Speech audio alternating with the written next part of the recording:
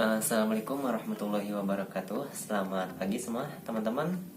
Bagaimana kabar kalian hari ini? Semoga tetap sehat walafiat ya.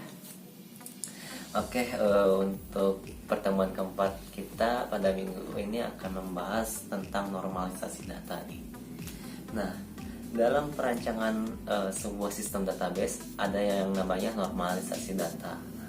Dalam normalisasi data ini ada beberapa hal yang harus kita perhatikan ya.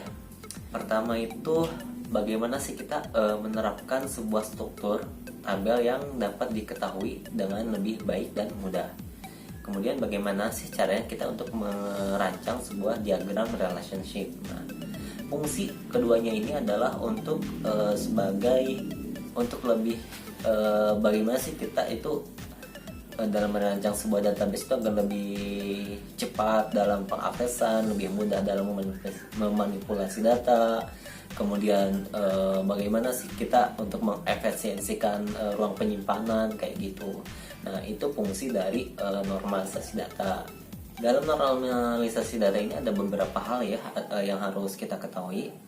Pertama itu ada yang namanya atribut ya, kemudian ada key atau kunci, selanjutnya itu ada domain. Kemudian ada yang namanya ketergantungan fungsional. Pertama nih, atribut.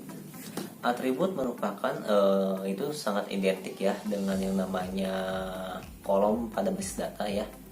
Dalam basis data, atribut ini akan lebih mudah digunakan dalam perancangan sebuah sistem basis data karena istilah ini lebih efektif ya dan lebih efisien untuk kita gunakan sebagai dalam merancang sebuah basis data atau database ya.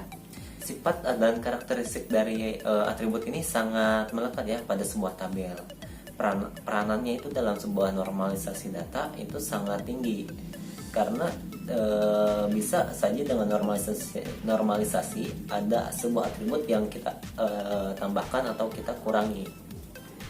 Nah, selanjutnya key. Nah, dalam basis data juga ada yang dikenal dengan istilah key ya atau kunci. Nah, ada 3 jenis kunci ini yang ada pada tabel. Pertama itu ada super key, kemudian ada yang namanya kandidat key, dan ada juga yang namanya primary key atau kunci utama nih. Nah, yang pertama itu super key. Apa sih super key ini? Ini adalah merupakan suatu atribut atau kumpulan atribut ya dalam basis data untuk membedakan baris dalam setiap tabel yang kita buat. Nah, selanjutnya ada kandidat key ini. Kandidat key merupakan kumpulan atribut atau sebuah atribut ya yang dapat membedakan setiap baris dalam data sebuah tabel secara unik. Oleh karena itu, kandidat key itu tidak boleh berisi atribut-atribut atau kumpulan atribut yang sama dengan super key lainnya. Artinya, semua atribut pada basis data itu bisa menjadi super key. Namun hanya beberapa atribut yang bisa kita jadikan sebagai kandidat key. Selanjutnya itu ada yang namanya primary key ya, atau kunci utama. Nah, kunci utama. Primary key ini itu merupakan lebih bisa dibilang satu-satunya kunci yang membedakan semua tabel atau semua data pada basis data. Nah, faktor yang kita perlu perhatikan dalam menentukan sebuah primary key, pertama itu kunci itu harus lebih natural ya, artinya sering muncul gitu. Kemudian kunci tersebut juga harus lebih ringkas ya. Maksudnya tidak boleh terlalu panjang ya kalau kita ingin menerapkan suatu kunci, misalnya ada sampai berpuluh-puluh karakter, nanti itu akan membingungkan bagi pembuat sendiri gitu. Selanjutnya, jaminan keunikannya itu harus lebih baik. Artinya jika ada 2 kandidat key yang bisa dijadikan kandidat key ya dari super key, maka kita harus memilih salah satunya untuk dijadikan primary key. Nah, contohnya kita pada tabel ini nih, misalnya tabel mahasiswa. Nah, pada tabel mahasiswa itu pertama itu ada yang namanya name, nama, nik, BOD atau birth of day ya, alamat, nomor HP, dan email. Nah, ini kelima tabel ini merupakan super key.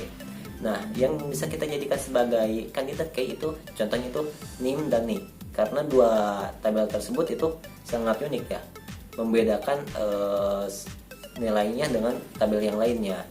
Karena NIM dan NIK itu tidak mungkin sama dengan yang lain. Nah, pada dua kandidat key ini kita harus memilih salah satunya untuk dijadikan primary key. Nah, yang paling cocok dijadikan primary key yaitu NIM, karena NIM itu pada tabel siswa itu lebih identik dan lebih efisien karena lebih pendek. Sedangkan kalau NIK itu biasanya kan berjumlahnya 16 huruf ya, itu cukup panjang dan cukup membingungkan juga, seperti itu. Selanjutnya atribut sederhana dan atribut komposit nih. Nah, dalam perancangan database kita juga dikenal ada beberapa atribut ya. Salah satunya itu ada atribut sederhana dan atribut komposit.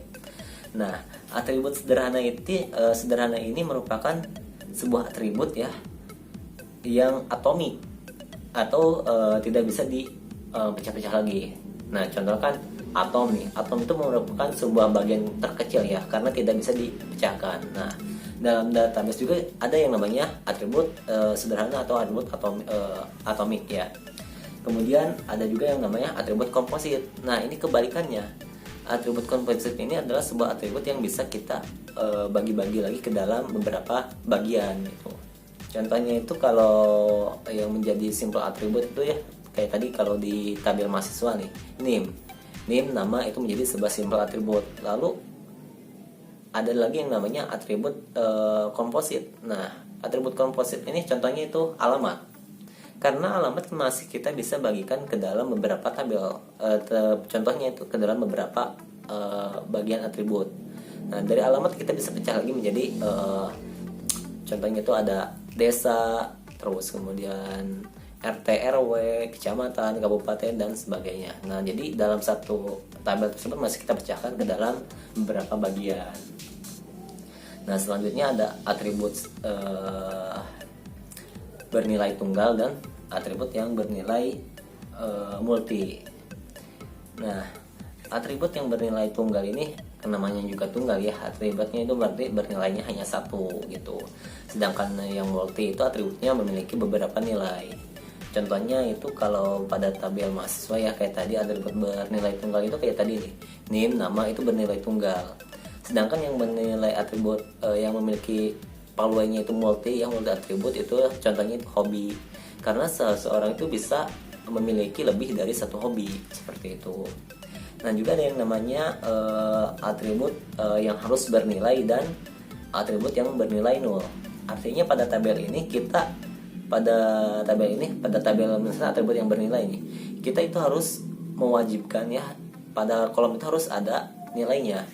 Contohnya kalau tadi ini atribut bernilai pada tabel mahasiswa itu contohnya itu adalah NIM nama, karena itu merupakan nilai yang wajib gitu. Karena kalau tidak ada nama NIM dan nama, itu akan menjadi ambigu. Nah, bagaimana dengan kolom atribut yang bernilai 0? Nah, atribut yang bernilai 0 itu bisa kita isikan dengan yang namanya contohnya hobi nih. Karena seseorang mungkin ada yang belum memiliki hobi dengan pasti ya, jadi kita bisa dikosongkan dulu gitu. Selanjutnya ada lagi yang namanya atribut turunan. Nah, seperti namanya, atribut turunan ini merupakan turunan dari tabel sebelumnya.